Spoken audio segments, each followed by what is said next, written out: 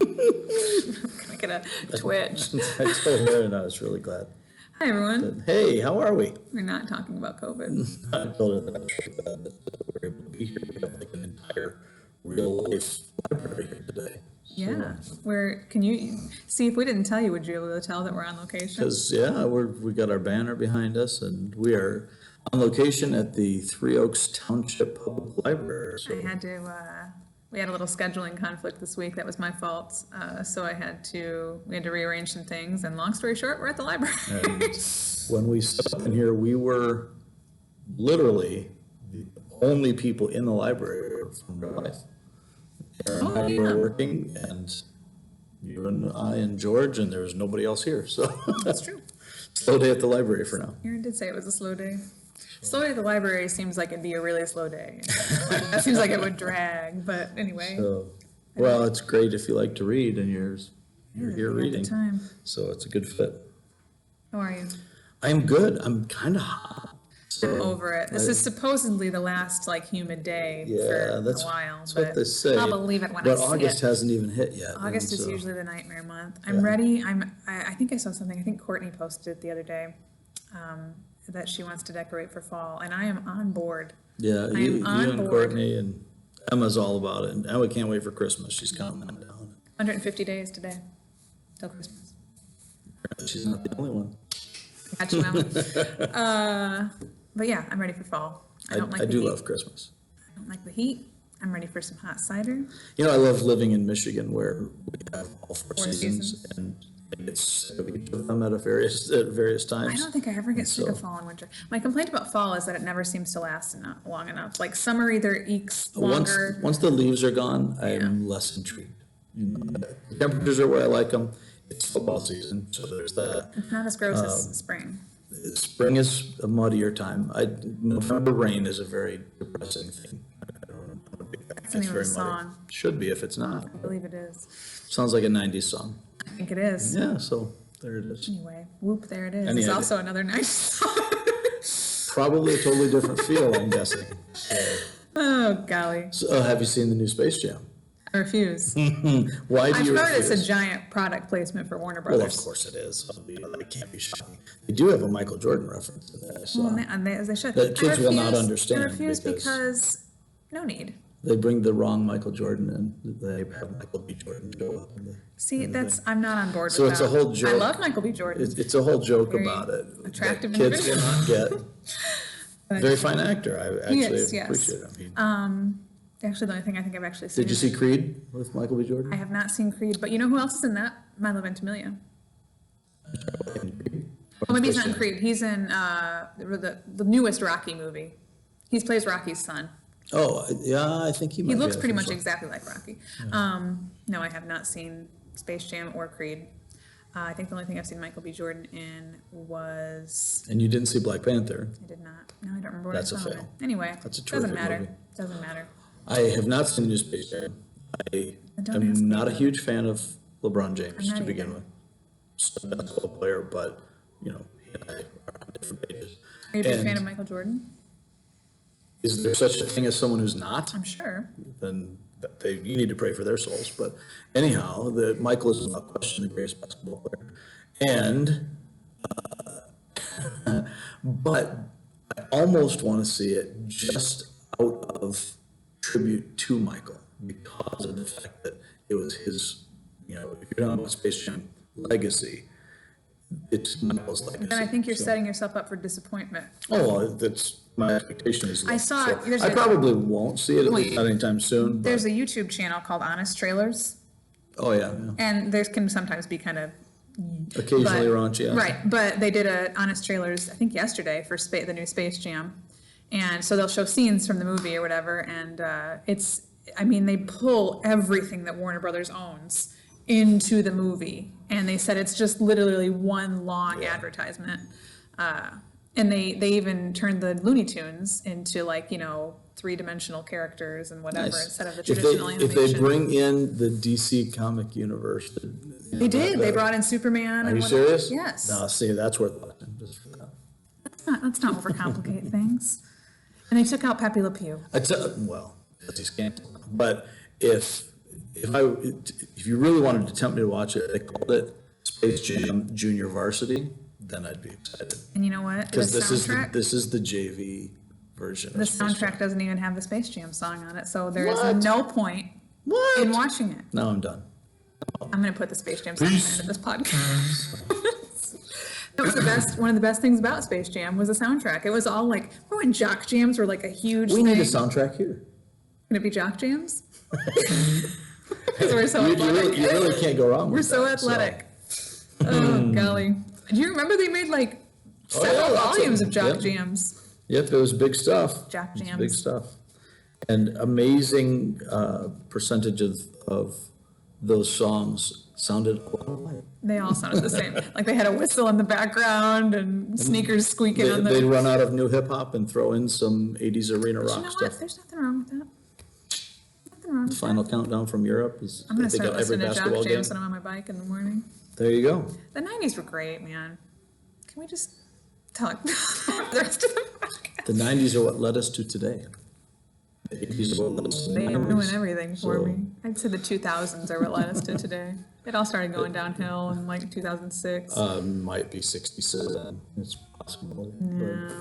But we've been in decline really for since Genesis 3, and Ain't it the truth? if you look at how everything has shaken out, well, I just advanced very rapidly toward the screen. We're in chairs with wheels, and so I feel Yeah, like I'm like this, like, hey. yeah, I think I could do some damage. Now they can tell we're on location. I'm really going fast. So, what were we talking about again? We were supposed to be talking about Christian submission. Well, I don't think we got there. I was going to get there You were? eventually, because you were talking about the fall of our country. Yes. The decline of our country. And I want to say that one thing that's always been true for our country, can you hear my child in the next room? Is I can. I don't know if they can on the microphone. I hear my child and Legos, so I know my child is happy. Well, I think one thing that people think of either as a stereotype or, probably a seed of truth to it when they think of America is a lot of self-sufficiency and independence, and I don't want anyone telling me what to do Sure. attitude. Yeah, there's a libertarian streak through the core of And I mean, American values. that's why our country was founded. Yeah. But I think from a Western culture standpoint, in general, we're talking about Christian submission today. And when we were talking about the image to put on the program for Sunday last week, you had already, maybe you brought it up already, or I thought you at least thought of it, but I said, I think we need to be careful with the imagery that we use, because I think a lot of people have this negative connotation Right. with the word submission, and they think of it as a negative thing, and I'm not going to let anybody Yeah, tell me what to do, or I'm not going to submit to anybody, blah, blah, Right. blah. So I do think it's a thing from a biblical standpoint that's important to talk about and kind of dissect, if you will, because We have a tendency to be more focused on claiming our rights Yes. than on claiming our responsibilities. Submission, excuse me. New location, same, super.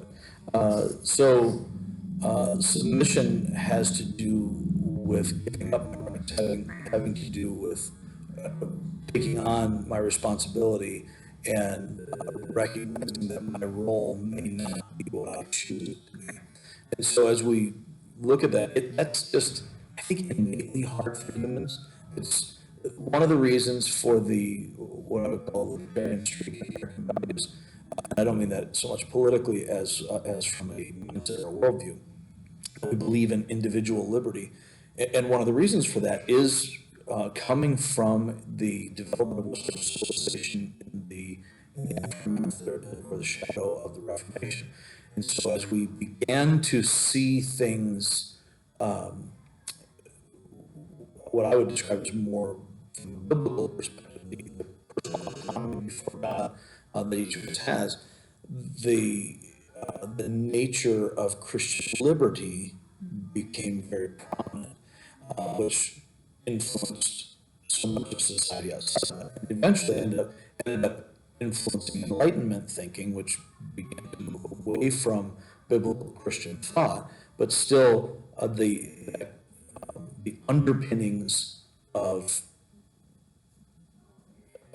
Protestant theology that came out of the Reformation drove so much of what became Enlightenment as well, which then drove us toward liberal theology, which is not Christianity at all, and which then resulted in the backlash of the fundamentalists in the earlier part of the 20th century, which then resulted in a backlash against the fundamentalists. So we have this pendulum thing back and forth, and so much of it has to do with the fact that I must have my rights. The whole nature of Arminianism as a rejection of Calvinism was essentially, we reject these things because, and maybe this is, I don't mean it to sound disrespectful to the perspective, but we reject anything that does not elevate human free will above all else. And so, therefore, these claims of Calvinism cannot be true, which was not called Calvinism prior to that, really.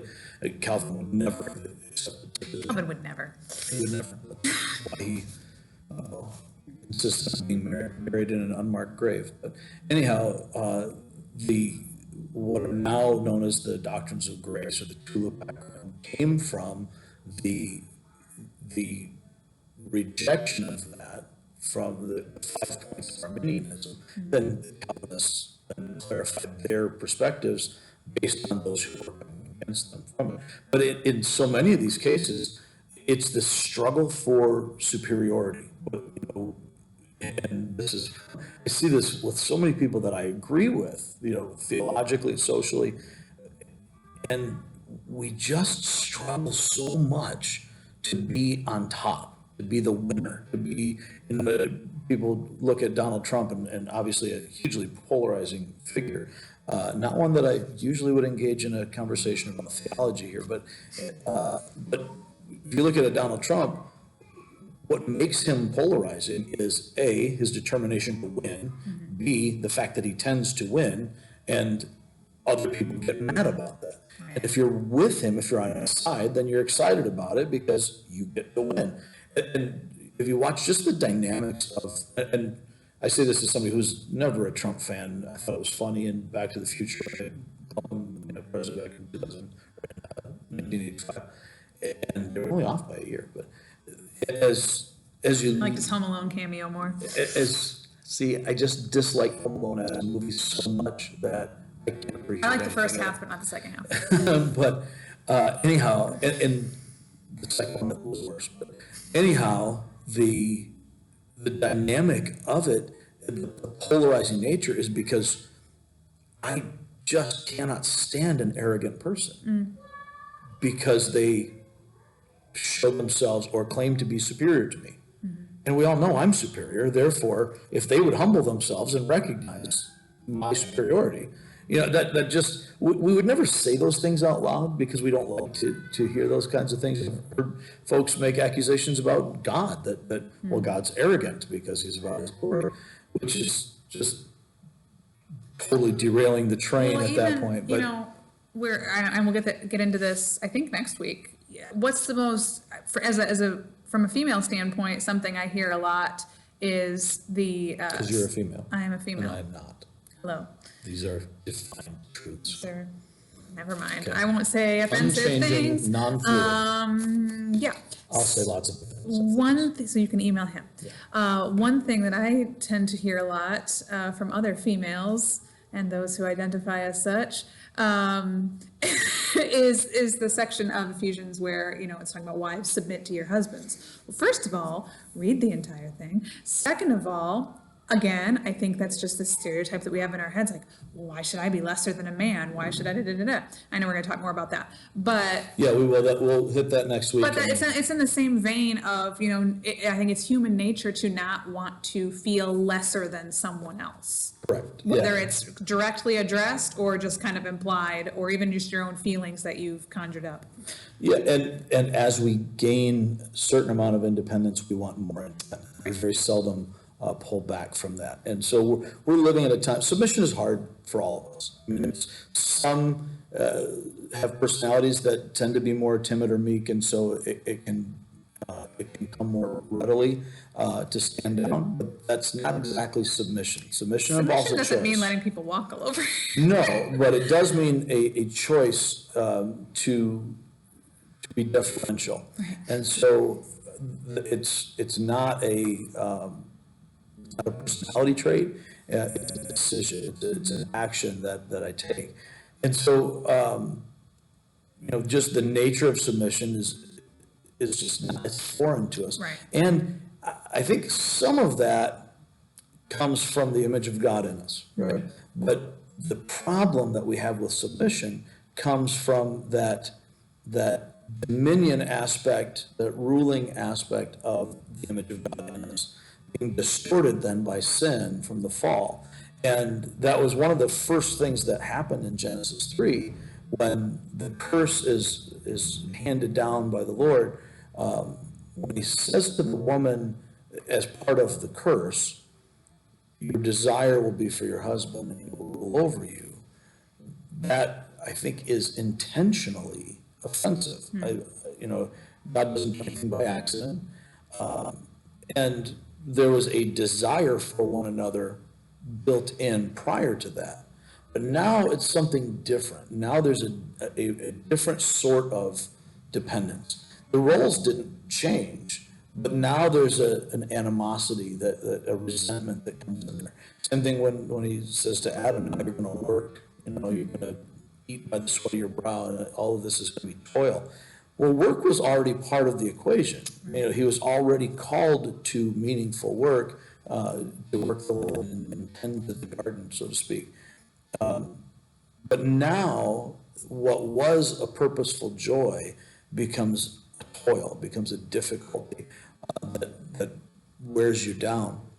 And so, all of these things that are part of us because of the image of God in each one of us get distorted by sin and the sin nature.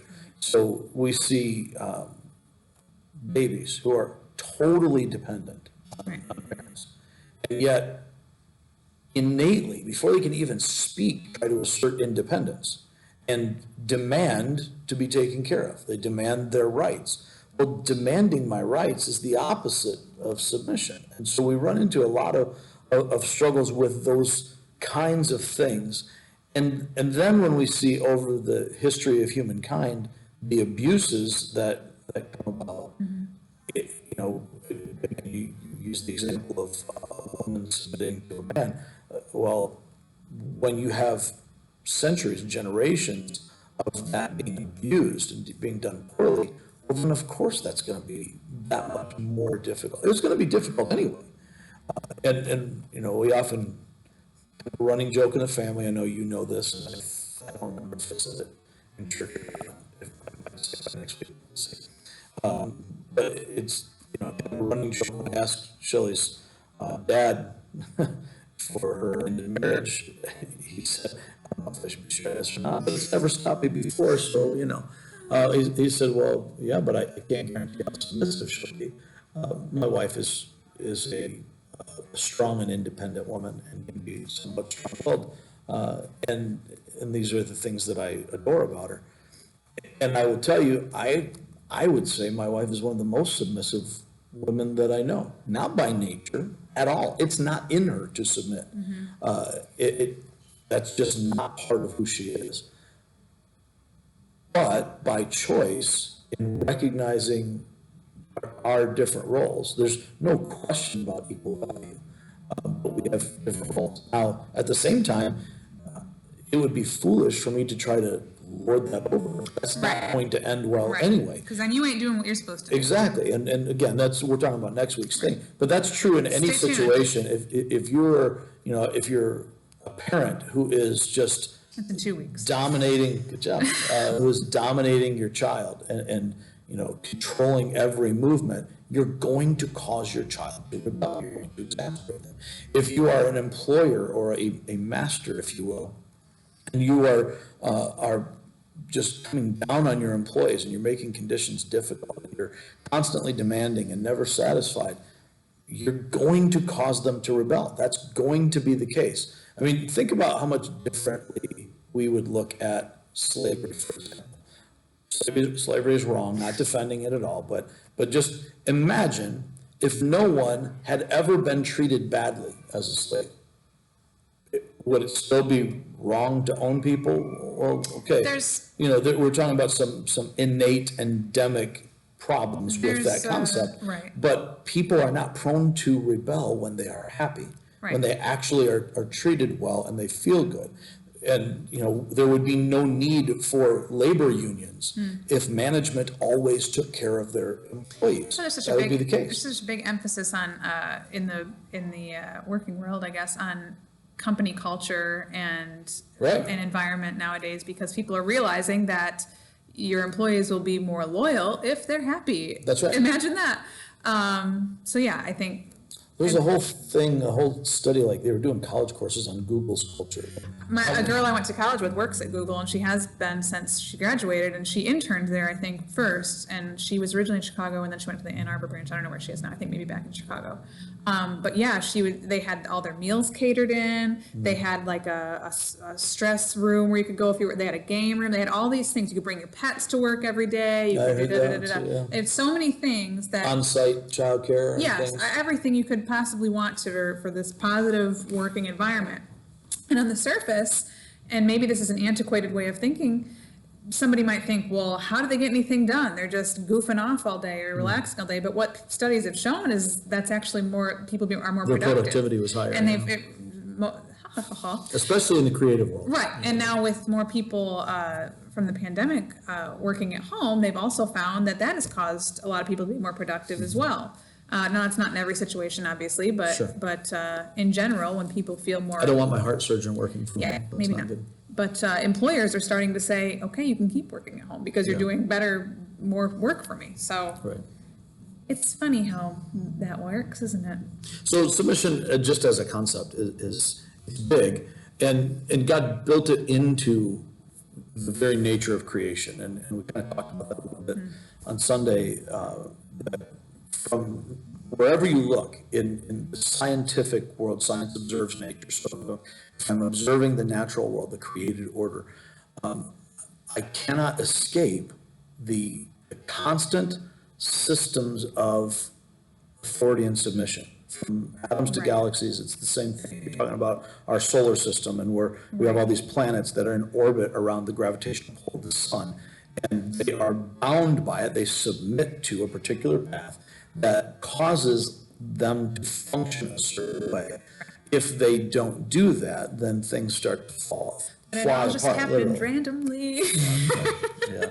And if you look at an atom, for example, and you've got a nucleus that is the weight of it, and these electrons that are orbiting around this nucleus, and they're bound by it, and there are rules in place. Science is wild. Even if we're trying to take a biblical standpoint out of it, look at the opposite of a biblical standpoint. Look at Darwinism and survival of the fittest. There is an order to everything, and nothing goes against that. You're not going to see a ladybug taking down a lion, I mean... No, not unless it's the Netflix series Miraculous. But I'm just saying, there is an order to everything, and there's a natural submission. And we look at it from a nature standpoint, maybe everything from a humanistic standpoint. There seems to be a naturalness to submission in the world. Everything else naturally submits the way it's supposed to. Well, yes and no. I mean, as you look at, you mentioned the survival of the fittest and the order. The food chain, there is a submission that often comes by force. Right. So the greater force exerted on the lesser force causes an involuntary submission. So there's a voluntary, correct. There's a voluntary and an involuntary submission. Right. If I choose not to submit to the lion will do what the lion does. Right? And the same thing happens in a society. If we have a totalitarian government, I can choose not to submit to that government, but there will be a cost. Right. They're going to bring arms to bear. That doesn't mean on it's this. No, but it's But reality. that's what will happen, And that's really what we want to try to do with this podcast. One of our core values of church is that we want to deal with life as it is, not as we wish it were. And so we want to try, as we're looking at the scripture, to connect the reality of God to the realities of life. And one of the things that causes us such unbearable stress and difficulty and addictions and anxiety and all these things is when we try to live in a world we create in our own minds rather than in the reality that exists. Well, when we were initially coming up with the slogan, whatever you want to call it, for the podcast, connecting the reality of God to the realities of life, it's because, and we've talked about this before, you hear that phrase a lot, well, this is my reality, this is my truth, this is da-da-da-da-da. And when you let go of that, you realize there is only one reality, Right. and it's God's reality. And so when you let go of your 10,000 realities, these things like submission, other hard things, Right. seem to make a little more sense, and they're not so innately offensive. What's the catchphrase people are using? Facts don't care about your feelings. Yeah. That's how reality is. Reality is not interested in your subjective perception that you call reality. It is what it is. And I remember it was a creative writing prompt from my senior year in high school, so in 1925. And Four score and 7 years ago. And it was a quote from an author. I don't even know who this author is. Agnes Land, I believe was the name. I have no idea anything about them. But the quote was that the ultimate umpire of all things is fact. And that just stuck with me. Here we are 30 whatever years later, and math is so good. And that's still in my mind, that whatever else is going on, the final umpire of all these things is not what I feel, but what actually is, in fact, the reality. That's really interesting, because we've I think molded so many things today as, Right? Oh, Jimmy, well, now we're take it. calling everything fluid. Right. Everything is fluid. So that kind of is What's fluid? Water. well, that's a way to tiptoe around facts. Yes. And It's kind living of in dumb. denial of reality. And that's one of the struggles when we see what we're seeing now today. And this isn't a podcast about LGBTQ stuff, but there's a reality in the T in particular, in the transgender movement, if I can use that term. About that, 'cause it's going on the Olympics right now. It's a rebellion against the created order. It is a denial of reality. Even the terminology, people are talking about gender affirming surgery. It's actually literally the exact opposite of that. It's gender denying surgery. right. I feel a particular way. Right. And if I feel some type of way, then it must be true. Right. It's my truth. It's my reality. Well, is it your reality that you feel that? Well, sure, it's real that you feel it. That doesn't mean that your feelings reflect reality, reflect actual reality. Or I was born in the wrong body. Right, yeah. Actually, Or even in a more lighthearted sense, I was born in the wrong generation. I was born in the wrong century. and I've said that before. Right, and in a lighthearted manner of speaking, yeah, because if you have values that Old-fashioned reflect, tendencies or whatever, it might be more comfortable there.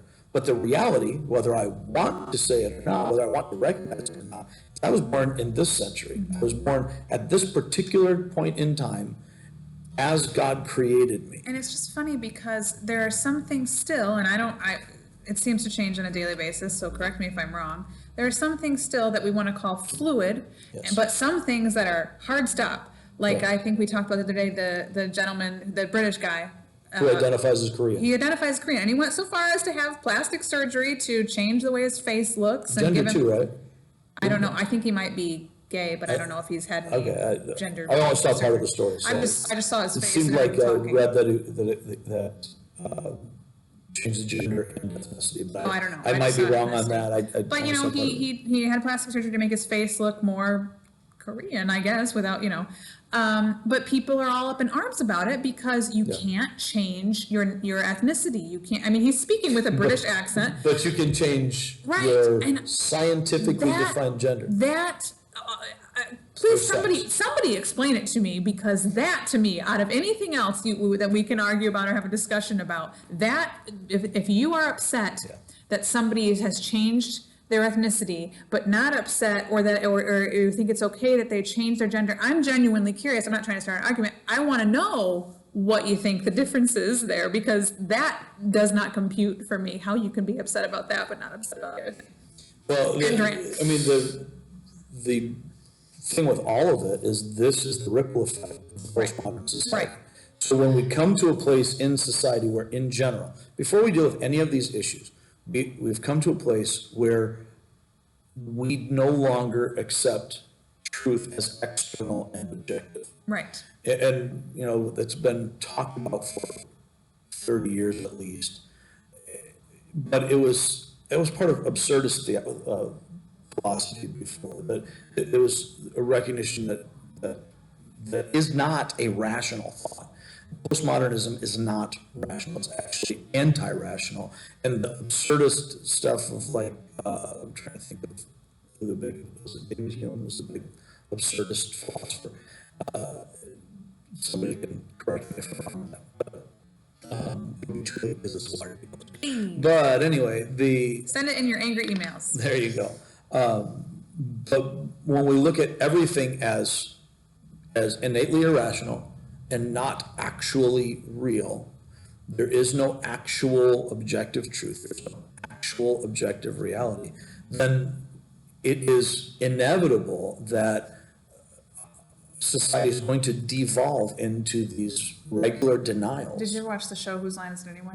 Yes. Regularly. The beginning of that show it's the show where everything's made up and the points don't matter. Right. I feel like that's the world right now. Kind of where we've come Everything's made up and the points don't matter. Because the only thing that matters is me, right. My feelings. I get to be in charge. So to kind of bring this back to the submission thing, because we never really left. It just, these things, right. Because they bleed into one another, it's right. easy to conflate them. Well, it's like you said, everything's about me. I don't want to submit to anything really else is. because it's about me. Right, and so that's the hard thing is I have to be right, and it really isn't about the rightness as it is about the I-ness. Mm-hmm. I have to be right, even if I'm wrong. I have to prove that I'm right. I have to win the argument. And how dare you question my truth? It makes it really difficult to deal with anything. And when we look at the questions now of government overreach, how much should the government be involved? If they involve too much, I will always say that involved too much. That's my perspective. You and Ronald Reagan. Money. He's the guy. Anyhow, they're going to say something bad about Ronnie Reagan. I was ready to throw hands. I do have something bad to say about Ronald You Reagan. like jelly beans? No, that was glorious and caused me to discover Jelly beans. Oh, I hate jelly beans. But he was the first governor to sign into law of divorce, which was a big part of our society. But anyway, I digress. Well, he was also a Midwest guy. So as you are, can't go wrong if you're a governor. Obviously, you know how to endure. But hung up on the jelly beans now. It's a textural thing. But when we're talking about just the postmodern thought, the my truth, my reality, my feelings, how I identify my I. There's an underlying current there. It's called selfishness. Yes. And we are all selfish. And this is how we end up dealing with most of the issues that plague us. Most of the divorces that happen are because my needs aren't being met. So I'm going to find somebody else who meets my needs. Even or if I'm we're going to get still out of here. Yeah. Well, truthfully, there's a lot of that goes on. And what ends up wrecking things is my unwillingness to submit to anyone else, whether male or female. And that's the nature of what Paul is saying here in Ephesians 5:21, possibly the shortest memory verse we've had in a while. Submit to one another out of reverence for Christ. Well, this is, at its root, a mindset of deference, of mutual submission. But it doesn't negate, it doesn't take away the distinctions of roles. Right. So, again, I use my wife as an example. There's a deference to one another. There's an attitude of mutual submission. Do we always get that right? Heck no. That's why sometimes we have arguments. Not as many as we're. Maybe it's that we're better at it. Maybe it's just that we're tired. I don't know. But anyway, It ain't worth it. it's so far. But as we're dealing with any of these issues that cause relational dysfunction in marriage, in parenting, in the workplace, in schools, whatever it is, in government, these things come when my determination to push my way through and not submit to you trumps the greater good. And these are difficult things for us to process. It's contrary to our nature, which is one of the things that makes this attitude of submission, of deference, of putting your needs ahead of my own needs, valuing others ahead of myself. One of the reasons that it's specifically Christian. This is not a karma issue. It's a recognition that I am a person who has received grace in Christ. And if So I Jesus, should be second all the time. yeah, if Jesus can submit himself, and this is why Philippians 2 is the foundation for Paul's call for us to behave in this way, to live in a way where we're not conceited, biting and devouring one another, but we're taking on the very mindset of Christ, being in very nature God, did not consider equality with God something to be grasped, something to be used to his own advantage, but instead humbled himself, taking on the form of a servant. And as he becomes man, as God puts on flesh in the person of Jesus Christ, he is submitting himself. The Son, who is God, is submitting to the Father, who is God. Submission and authority built into even the triune person of God. That's a little much for my mind to take in. Yeah. But to recognize that whether I get it or not, that's reality. If Jesus was willing to submit, to die a death that he didn't deserve, to save me from the death that I do deserve, then how can I cling to my rights and be unwilling to submit to someone else, specifically when God calls me to that? So the mutual attitude of submission within the church is first and foremost within the church. This is part of the unity that displays God's glory in his church, when we submit to one another in Christ. And when we submit to one another in Christ, then the various distinctive roles that he gives us become pretty, I guess I'm hesitant to say easy, but they sure become a lot easier for us to fulfill. I often use football as an example, so I won't stop now. But on a football team, you've got 11 guys on the field, each one of them with a different role to play. They're all equal. They're all players. And forget about professional leagues and contracts for just a moment, because that's a different situation. But they're all equally part of the team. They all have intrinsic value and worth. But they don't do the same things. Right. You know, the blockers don't do the same things as the ball carriers. The ball carriers and blockers don't do the same things as receivers. And, you know, quarterbacks have their own role in, even though they're all equal standing on the roster, the quarterback is the one who has the role of telling everybody else what to do in that. You guys on Sunday morning with the band, I love the example of an orchestra, but just looking at you guys, I think is maybe even a better example. None of you are paid. You're not a staff of employees or anything. And so you're there voluntarily, and you're all equal, but you have a leader who coordinates and everybody follows that lead. But you have all these different instruments and vocalists, each with a different take and a different gift that you bring to it. And you guys have to choose to listen to this person's idea, be willing to have somebody shoot down an idea, to say, you know, I really want to play this super crazy guitar riff right here. It's really not the place for that. It's, you know, that's not what we're trying to do. And sometimes we do better at that than others. Absolutely, and Sometimes you're we going butt to heads inevitably and- have conflict in that. But when we choose to move past that, Right. it really wouldn't be much submission if there was no conflict. Right. For it to be submission, there has to be something that comes up against me that I have to submit to. Right. And so I think just the presence of the conflict is actually a benefit to us in learning how to give grace to one another, how to display the love of Christ to one another as we learn to forgive. If we don't forgive, then we're not learning it. Right. And if there's nothing to forgive, then we can't really learn to forgive. Right. So it all kind of, that mutual choice to submit to one another out of reverence for Christ is huge. And kind of I guess to sum it all up, the right relationship of authority and submission is essential to the Christian life, because it is God's design to reveal his own nature and relationship to his creation. It's the humility of mutual submission that undergirds the unity of the church. And it's that relationship of authority and submission that is a reflection of the reality of Christ in his people. We will stop there, but as we touched on over the next few weeks, we will kind of dive deeper into each little section of this that's in Ephesians. This was just an overview. So if anyone has any questions or comments, as usual, feel free to send us an email at somethingreal@reallifeonline.org. You can leave us a voicemail on the Anchor app or at 269-756-RLCC. I think I developed a lisp halfway through that sentence. What else? You can leave us a comment or a message on Facebook or YouTube or Twitter, or that's it. Anything else you can think of? Instagram, If our we're not there, let us know. podcast doesn't have an Instagram, but our church does.